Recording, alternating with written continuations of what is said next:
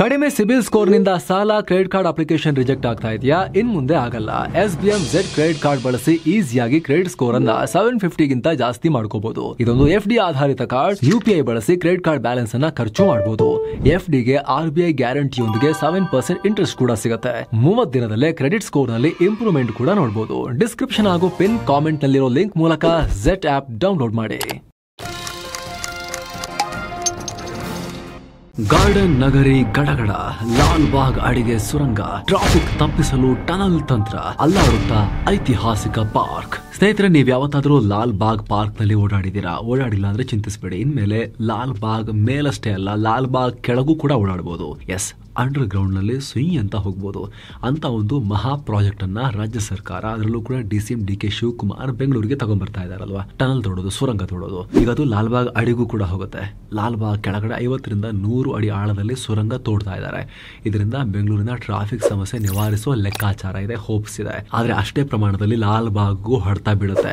ಅಡಿಗೆ ತೋಡೋದಲ್ವಾ, ಲಾಲ್ ಬಾಗ್ ಮೇಲಕ್ಕೆ ಏನಾಗುತ್ತೆ, ಅಲ್ಗಾಡತ್ತಾ ಅಂತ ನೀವು ಕೇಳ್ಬೋದು. ಸ್ನೇಹಿತರೆ, 3000 ಮಿಲಿಯನ್ ವರ್ಷ ಇತಿಹಾಸ ಇರೋ ಲಾಲ್ ಬಾಗ್ ಕಲ್ಲಿನ ಶಿಲೆಗೂ ಧಕ್ಕೆಯಾಗೋ ಆತಂಕ ಇದೆ.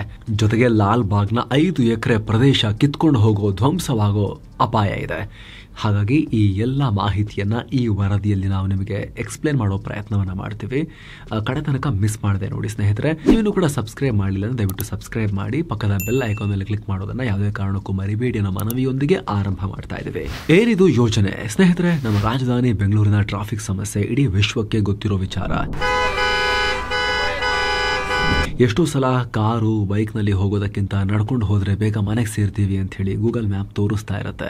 ಈ ಟ್ರಾಫಿಕ್ ಸಮಸ್ಯೆಗೆ ಪರಿಹಾರ ಕಂಡುಕೊಳ್ಳೋಕೆ ರಾಜ್ಯ ಸರ್ಕಾರ ಮುಂದಾಗಿದ್ದು ಸಿಲಿಕಾನ್ ಸಿಟಿಯಲ್ಲಿ ಭೂಮಿ ಆಳದಲ್ಲಿ ಸುರಂಗ ತೋಡೋಕೆ ಹೊರಟಿರೋದು ನಿಮಗೆ ಗೊತ್ತೇ ಇದೆ. ಸನ್ಮಾನ್ಯ DK ಶಿವಕುಮಾರ್ ಅವರ ಪೆಟ್ ಪ್ರಾಜೆಕ್ಟ್ ಇದು. ಇದಕ್ಕಾಗಿ ಸಿಂಗಪುರ್ಗೆಲ್ಲ ಹೋಗಿ ಬಂದಿದ್ದಾರೆ ಅವರು. ಸದ್ಯ ಈ ಪ್ರಾಜೆಕ್ಟ್ ನ DPR ಹೊರಬಿದ್ದಿದೆ.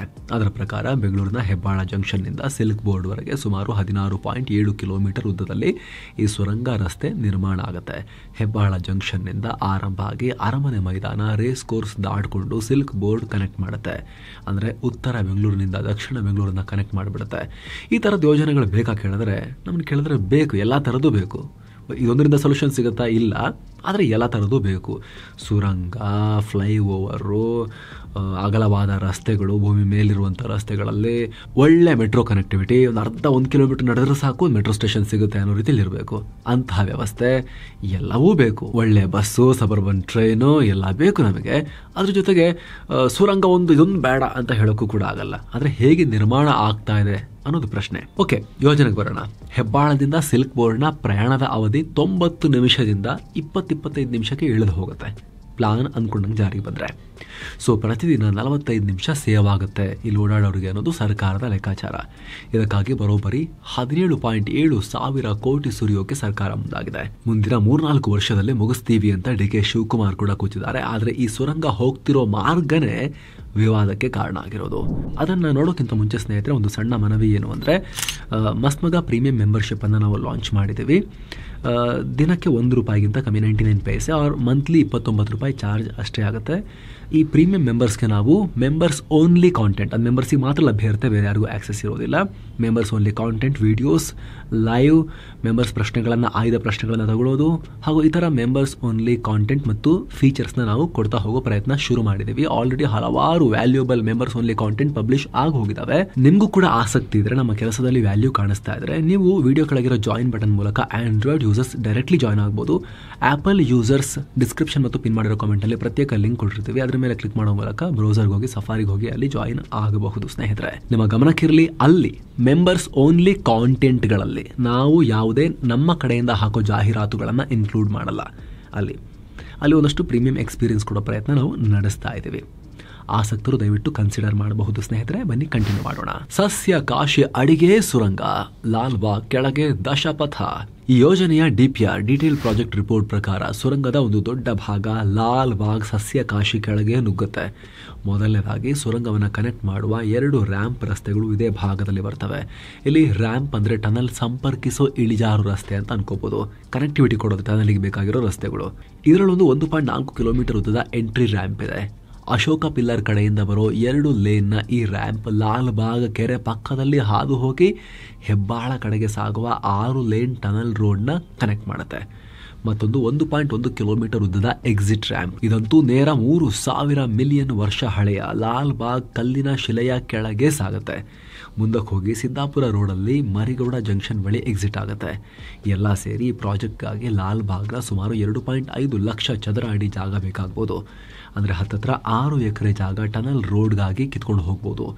ಇದಷ್ಟೇ ಅಲ್ಲ, ಇದೇ ಭಾಗದಲ್ಲಿ ಟನಲ್ನ ಶಾಫ್ಟ್ಸ್ ಕೂಡ ನಿರ್ಮಾಣ ಮಾಡಲಾಗ್ತಿದೆ. ಅಂದರೆ ಟನಲ್ಗಳ ನಿರ್ಮಾಣದ ವೇಳೆ ಅವುಗಳ ಮಧ್ಯೆ ಮೇಲ್ಭಾಗದಿಂದ ಟನಲ್ಗೆ ಲಂಬವಾಗಿ ಅಥವಾ ಇಳಿಜಾರಾಗಿ ನಿರ್ಮಾಣ ಮಾಡೋ ಎಂಟ್ರಿ ಪಾಯಿಂಟ್ಸ್, ನಿರ್ಮಾಣ ಕಾರ್ಯ ಮಾಡುವಾಗ ಮತ್ತು ಎಮರ್ಜೆನ್ಸಿ ಟೈಮ್ನಲ್ಲಿ ಸುರಂಗದ ಒಳಗೆ ಎಂಟ್ರಿ ಆಗೋಕೆ, ವೆಂಟಿಲೇಷನ್ಗೆ, ಕನ್ಸ್ಟ್ರಕ್ಷನ್ ವೇಳೆ ವಸ್ತುಗಳನ್ನು ರಿಮೂವ್ ಮಾಡೋಕೆ ಇದನ್ನು ನಿರ್ಮಾಣ ಮಾಡಲಾಗುತ್ತೆ. ಅದರಲ್ಲೂ ಲಾಲ್ಬಾಗ್ ಒಳಗೆ ಇದನ್ನು ನಿರ್ಮಾಣ ಮಾಡೋದಕ್ಕೆ ಪ್ರಸ್ತಾವನೆ ಮಾಡಲಾಗಿದೆ. ಸುಮಾರು 700 ಮೀಟರ್ ಉದ್ದ ಲಾಲ್ಬಾಗ್ ಕೆಳಗೆ ಹೋಗುತ್ತೆ ಇಡೀ ಪ್ಲಾನ್ ಅಂತ ಹೇಳ್ತಾ ಇದ್ದಾರೆ. ಏನೋ ಸ್ನೇಹಿತರೆ, ವರದಿಯಲ್ಲಿ ಮುಂದುವರಿಯುವ ಮುನ್ನ 7 ಸೈನ್ಸ್ ಟೂರಿಸಂ ಕಂಪನಿ ಕಾಶಿ ಅಯೋಧ್ಯೆಗೆ ಮತ್ತೊಂದು ಟ್ರಿಪ್ ಆಯೋಜನೆ ಮಾಡಿದೆ. ಆಫರ್ ಪ್ರೈಸ್ ಕೇವಲ 39,500 ರೂಪಾಯಿ ಮಾತ್ರ. Kashi, Ayodhya, Triveni Sangam, Gaya, Bodh Gaya 4 night 5 days trip ಇದು.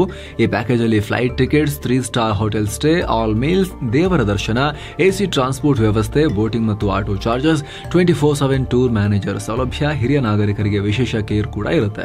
ಹೊರಡೋ ದಿನ 9 ನವೆಂಬರ್ 2025. ಕೆಲವೇ ಸೀಟುಗಳು ಲಭ್ಯ. ಆಸಕ್ತರು ಈ ನಂಬರ್ಗೆ ಕಾಲ್ ಮಾಡೋ ಮೂಲಕ ನಿಮ್ಮ ಸೀಟನ್ನ ಕೂಡ ಬುಕ್ ಮಾಡಬಹುದು. ಬನ್ನಿ ಈಗ ವರದಿಯಲ್ಲಿ ಮುಂದುವರಿಯೋಣ. ಲಾಲ್ಬಾಗ್ಗೆ ಕಾದಿದೆ ಅಪಾಯ, ಸರ್ಕಾರದಿಂದ ಸಮರ್ಥನೆ. ಸ್ನೇಹಿತರೆ, ಲಾಲ್ಬಾಗ್ ಕೇವಲ ಬೆಂಗಳೂರಿಗಷ್ಟೇ ಅಲ್ಲ, ರಾಜ್ಯಕ್ಕಷ್ಟೇ ಅಲ್ಲ, ಇಡೀ ದೇಶದಲ್ಲೇ, ಹಂಗೆ ನೋಡೋಕೋದ್ರೆ ಪ್ರಪಂಚದಲ್ಲೇ ಒಂದು ಇಂಪಾರ್ಟೆಂಟ್ ಲ್ಯಾಂಡ್ ಮಾರ್ಕ್ ಇದು, ಮಹತ್ವದ ಉದ್ಯಾನವನ. ಲಾಲ್ಬಾಗ್ನಲ್ಲಿ 1,000ಕ್ಕೂ ಅಧಿಕ ಪ್ರಜಾತಿಯ ಸಸ್ಯಗಳಿವೆ. ಅದಕ್ಕೇನೆ ಭಾರತದ ಅತಿ ದೊಡ್ಡ ಉಷ್ಣವಲಯದ ಸಸ್ಯ ಸಂಗ್ರಹ ಅಂತ ಕೂಡ ಕರೆಯಲಾಗುತ್ತೆ. ಸಸ್ಯ ಕಾಶಿ ಅಂತ ಕರಿತೇವೆ. ಅನೇಕ ಅಪರೂಪದ ಸಸ್ಯ ಪ್ರಭೇದಗಳು, 100 ವರ್ಷಕ್ಕೂ ಹಳೆಯ ಮರಗಳು ಇಲ್ಲಿವೆ. ಲಾಲ್ಬಾಗ್ ಬೆಂಗಳೂರಿನ 30-40% ಆಕ್ಸಿಜನ್ ಅನ್ನ ಉತ್ಪತ್ತಿ ಮಾಡುತ್ತೆ. ಬೆಂಗಳೂರಿಗಂತೂ ಲಾಲ್ಬಾಗ್ ಬೇಕೇ ಬೇಕು. ಬೆಂಗಳೂರಿಗೆ ಗಾರ್ಡನ್ ಸಿಟಿ ಅನ್ನೋ ಹೆಸರು ಬಂದಿರುವುದೇ ಲಾಲ್ಬಾಗ್ ಕಬ್ಬನ್ ಪಾರ್ಕ್ಗಳಿಂದ. ಶ್ವಾಸಕೋಶಗಳ ಥರ ಕೆಲಸ ಮಾಡ್ತವೆ ಇವು.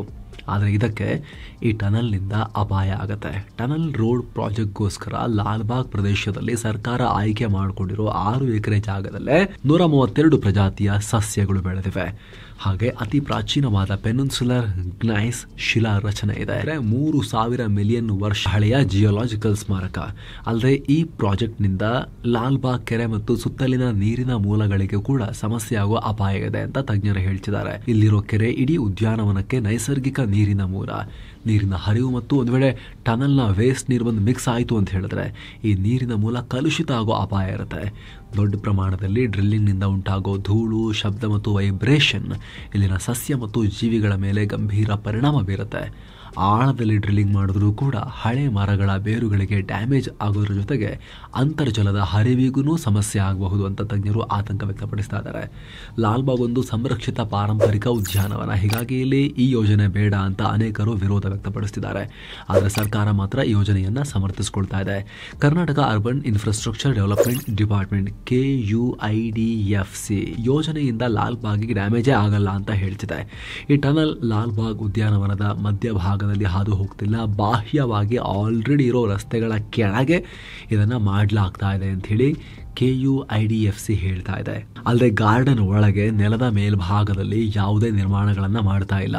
ಯೋಜನೆಯ ಅಂತಿಮ ಅನುಮೋದನೆಗೂ ಮೊದಲು additional environmental impact study EIA ನಡೆಸಲಾಗುತ್ತೆ ಅಂತ ಈ ಸಂಸ್ಥೆ ಹೇಳಿದೆ. DPRಗೆ ಸರ್ಕಾರದ ಸಮಿತಿಯಿಂದಲೇ ವಿರೋಧ. ಸ್ನೇಹಿತರೆ, ಇಲ್ಲಿ ಈ ಯೋಜನೆಯಲ್ಲಿ ಲಾಲ್ಬಾಗ್ ಜೊತೆಗೆ ಇನ್ನು ಸಾಕಷ್ಟು ನ್ಯೂನತೆಗಳಿವೆ ಅಂತ ಖುದ್ದು ಸರ್ಕಾರವೇ ರಚನೆ ಮಾಡಿದ್ದ ಸಮಿತಿನೇ ಹೇಳಿದೆ. ಈ ಹಿಂದಿನ BBMP ಯೋಜನೆಯ ವಿಸ್ತೃತ ವರದಿಯನ್ನ ಸರ್ಕಾರಕ್ಕೆ ಸಲ್ಲಿಕೆ ಮಾಡಿದಾಗ ವಿವಿಧ ವಲಯದಿಂದ ವಿರೋಧ ವ್ಯಕ್ತವಾಗಿತ್ತು. ನಂತರ ಸರ್ಕಾರ ಈ DPR ಬಗ್ಗೆ ಚೆಕ್ ಮಾಡೋದಕ್ಕೆ BMRCL ಕಾರ್ಯನಿರ್ವಾಹಕ ನಿರ್ದೇಶಕ ಸಿದ್ದನಗೌಡ ನೇತೃತ್ವದಲ್ಲಿ ಸಮಿತಿ ರಚಿಸಿತ್ತು. ಈ ಸಮಿತಿ DPRನಲ್ಲಿ ಬರೋಬ್ಬರಿ 121 ಲೋಪದೋಷಗಳಿವೆ. ಒಂದೆರಡಲ್ಲ ಸ್ವಾಮಿ, 121 ಲೋಪದೋಷ ಅಂತ ಹೇಳಿ ಗುರುತಿಸಿದೆ. ಅಲ್ಲದೆ ಟನಲ್ ರೋಡ್ ಮಾಡಿದ್ರು ಸುರಂಗದ ಪ್ರವೇಶ ಮತ್ತು ನಿರ್ಗಮನ ಮಾರ್ಗದಲ್ಲಿ ಸಂಚಾರ ದಟ್ಟಣೆ ಉಂಟಾಗುತ್ತೆ. ಆದರೆ ಇದಕ್ಕೆ ಸೂಕ್ತವಾದ ಕಾರ್ಯತಂತ್ರವನ್ನು DPRನಲ್ಲಿ ಉಲ್ಲೇಖನೆ ಮಾಡಿಲ್ಲ. ಟನಲ್ ಮಾಡಿಬಿಟ್ರೆ ಅಲ್ಲಿಂದ ಹೊರಗೆ ಬಂದಮೇಲೆ ಎಲ್ಲಿಗೆ ಹೋಗ್ತಾರೆ ಜನ? 2 ಸೈಡ್. ಅದಕ್ಕೆ ಕನೆಕ್ಟಿವಿಟಿ ಏನು ಇನ್ನೂ ಚರ್ಚೆ ಮಾಡಿಲ್ಲ. ಇನ್ನೊಂದು ಗಂಭೀರ ವಿಚಾರ ಅಂದ್ರೆ ಕೇವಲ 4 ಕಡೆ ಮಾತ್ರ ಭೂಗರ್ಭದಲ್ಲಿ ನೀರಿನ ಲಭ್ಯತೆಯ ಪರೀಕ್ಷೆ ಮಾಡಲಾಗಿದೆ. ಜೊತೆಗೆ ರೂಲ್ಸ್ ಪ್ರಕಾರ ಮುಂದಿನ 25 ವರ್ಷದಲ್ಲಿ ಟ್ರಾಫಿಕ್ ಎಷ್ಟು ಹೆಚ್ಚಾಗುತ್ತೆ ಅನ್ನೋ ಆಧಾರದಲ್ಲಿ ರಸ್ತೆಗಳ ಪಥವನ್ನು ನಿರ್ಧಾರ ಮಾಡಬೇಕು. ಅದರಲ್ಲಿ 10 ವರ್ಷವನ್ನ ಮಾತ್ರ ಪರಿಗಣಿಸಲಾಗಿದೆ. ಯೋಜನೆ ಪೂರ್ಣಗೊಳಿಸೋಕೆ ಕಡಿಮೆ ಕಾಲಾವಧಿಯನ್ನ ಕೂಡ ಕೊಟ್ಟಿದ್ದಾರೆ. ಭೂ ಸ್ವಾಧೀನ, ಸಂಚಾರ ಬದಲಾವಣೆ ಇತ್ಯಾದಿ ಅಂಶಗಳತ್ತ ಗಮನ ಕೊಡಬೇಕಲ್ವಾ. ಹೀಗೆ DPRನಲ್ಲಿ ಸಾಕಷ್ಟು ಸಮಸ್ಯೆಗಳನ್ನ ಐಡೆಂಟಿಫೈ ಮಾಡಿ ಹೈಲೈಟ್ ಮಾಡಿತ್ತು ಈ ಸಮಿತಿ, ಸರ್ಕಾರದ್ದೇ ಸಮಿತಿ. ಸುರಂಗದ ರಸ್ತೆಗಳ ಅವಶ್ಯಕತೆ ಇದೆಯಾ? ಸ್ನೇಹಿತರೆ, ಆರಂಭದಲ್ಲಿ ಹೇಳಿದ್ದು ನಾವು ಎಲ್ಲಾ ತರದ ಟ್ರಾನ್ಸ್ಪೋರ್ಟೇಷನ್ ಅವಶ್ಯಕತೆ ಇದೆ. ಸುರಂಗಗಳನ್ನ ಜಗತ್ತಿನ ಹಲವು ಕಡೆ ಮಾಡಲಾಗಿದೆ, ಭಾರತದಲ್ಲೂ ಕೂಡ ಮಾಡಲಾಗಿದೆ. ಸಣ್ಣದು ದೊಡ್ಡದು ಅಂತೆಲ್ಲ, ಇದು ಸ್ವಲ್ಪ ದೊಡ್ಡದು ಅಷ್ಟೇ. ಸೊ ಎಲ್ಲ ತರ ಟ್ರಾನ್ಸ್ಪೋರ್ಟೇಷನ್ ನ ಮೆಥಡ್ಸ್ ಮತ್ತು ಅದಕ್ಕೆ ಅನುಕೂಲತೆಗಳು ಬೇಕು ಅಂತ. ಆದ್ರೆ ಕೆಲ ತಜ್ಞರು ಏನ್ ಹೇಳ್ತಿದ್ದಾರೆ ಅಂತ ಕೂಡ ನೋಡ್ಬೇಕಲ್ಲ. ಇದಕ್ಕೆ ಸಂಬಂಧಪಟ್ಟಂತೆ ಎಕ್ಸ್ಪರ್ಟ್ಸ್ ಸುರಂಗ ರಸ್ತೆಯಂತ ಬಹುಕೋಟಿ ಯೋಜನೆಗಳ ಬದಲು ಪಬ್ಲಿಕ್ ಟ್ರಾನ್ಸ್ಪೋರ್ಟ್ ವ್ಯವಸ್ಥೆಯನ್ನೇ ಸ್ಟ್ರಾಂಗ್ ಮಾಡಿ ಸಾಕು ಅಂತ ಕೆಲವರು ಒಪಿನಿಯನ್ ವ್ಯಕ್ತಪಡಿಸಿದ್ದಾರೆ. DCM ರೆಫರೆನ್ಸ್ ಆಗಿ ತಗೊಂಡಿರೋ ಸಿಂಗಪುರ್ನಲ್ಲಿ ಕೇವಲ 10 ಲಕ್ಷ ಖಾಸಗಿ ವಾಹನಗಳಿವೆ. ಸುಮಾರು 30 ಲಕ್ಷ ಜನ ಮೆಟ್ರೋ ಟ್ರೈನ್ ನಲ್ಲಿ ಓಡಾಡ್ತಾರೆ. ಆದ್ರೆ ಬೆಂಗಳೂರಲ್ಲಿ 1 ಕೋಟಿ ಖಾಸಗಿ ವಾಹನಗಳಿವೆ. ಮೆಟ್ರೋನಲ್ಲಿ ಬರೀ 6 ಲಕ್ಷ ಜನ ಮಾತ್ರ ಓಡಾಡ್ತಾರೆ. ಅದೇ ರೀತಿ ಟೋಕಿಯೋನಲ್ಲಿ, ಜಪಾನ್ನಲ್ಲಿ 4 ಕೋಟಿ ಜನ ಪಬ್ಲಿಕ್ ಟ್ರಾನ್ಸ್ಪೋರ್ಟ್ ಬಳಸ್ತಾರೆ. ಆದ್ರೆ ನಮ್ಮಲ್ಲಿ ಆ ರೀತಿ ಇಲ್ಲ. ಇದು ಟನಲ್ ರೋಡ್ ನಲ್ಲಿ ಹೆಚ್ಚು ಕಾರ್ಗಳು ಓಡಾಡಲಿವೆ. ಆದ್ರೆ ನಮ್ಮ ಬೆಂಗಳೂರಿನ ಟ್ರಾಫಿಕ್ ನಲ್ಲಿ ಕಾರ್ಗಳು ಕೇವಲ 10% ಅಷ್ಟೇ ಇರೋದು. ಒಂದು ಸಿಂಗಲ್ ಲೇನ್ ನ ಟನಲ್ ರೋಡ್ 1 ಗಂಟೆಗೆ 1800 ಪ್ರಯಾಣಿಕರನ್ನ ಹಿಡಿಸಬಹುದು. ಆದ್ರೆ ಅದೇ 1.5 ನಿಮಿಷಕ್ಕೊಂದು ಮೆಟ್ರೋ ಟ್ರೈನ್ ಗಳನ್ನ ಬಿಟ್ಟರೆ 69,000 ಜನ ಓಡಾಡಬಹುದು. ಜೊತೆಗೆ ಆಗಲೇ ಹೇಳಿದ ಹಾಗೆ ಟನಲ್ ರೋಡ್ ನ 2 ತುದಿಗಳಲ್ಲಿ ಜನ ಹೊರಗೆ ಬಂದ ಮೇಲಿಂದ ಅಲ್ಲಿ ಅಗೇನ್ ಕಂಜೆಷನ್ ಆಗೋ ಚಾನ್ಸಸ್ ಇರುತ್ತೆ. ಅದಕ್ಕೆ ಸಪರೇಟ್ ಮೂಲಸೌಕರ್ಯ ಬೇಕು. ಹೀಗಾಗಿ ಇದರ ಬದಲು ಮೆಟ್ರೋ ಟ್ರೈನ್ ಗಳನ್ನ ವಿಪರೀತ ಜಾಸ್ತಿ ಮಾಡಿ, BMTC ಬಸ್ಗಳ ಸಂಖ್ಯೆಯನ್ನ ಜಾಸ್ತಿ ಮಾಡಿ. ಈಗ ಆಲ್ರೆಡಿ ನಮ್ಮಲ್ಲಿ 30 ರೈಲ್ವೆ ಸ್ಟೇಷನ್ಗಳಿವೆ. ಅವುಗಳನ್ನ ಸರಿಯಾಗಿ ಬಳಸಿ ಉಪನಗರ ಸಬರ್ಬನ್ ರೈಲ್ವೆ ನೆಟ್ವರ್ಕ್ ಅನ್ನ ಚೆನ್ನಾಗಿ ಮಾಡಿ ಬೇಗ ಜಾರಿಗೆ ತನ್ನಿ ಅನ್ನೋ ಆಗ್ರಹವನ್ನ ಕೂಡ ಮಾಡಲಾಗ್ತಾ ಇದೆ. ಇದಕ್ಕೆ ಸಂಬಂಧಪಟ್ಟಂತೆ ನಿಮ್ಮ ಒಪಿನಿಯನ್ ಕಾಮೆಂಟ್ ಮಾಡಿ ತಿಳಿಸಿ. ಮತ್ತೆ ಭೇಟಿ ಆಗ್ತಿರೋಣ ಸ್ನೇಹಿತರೆ. ನಮಸ್ತೆ.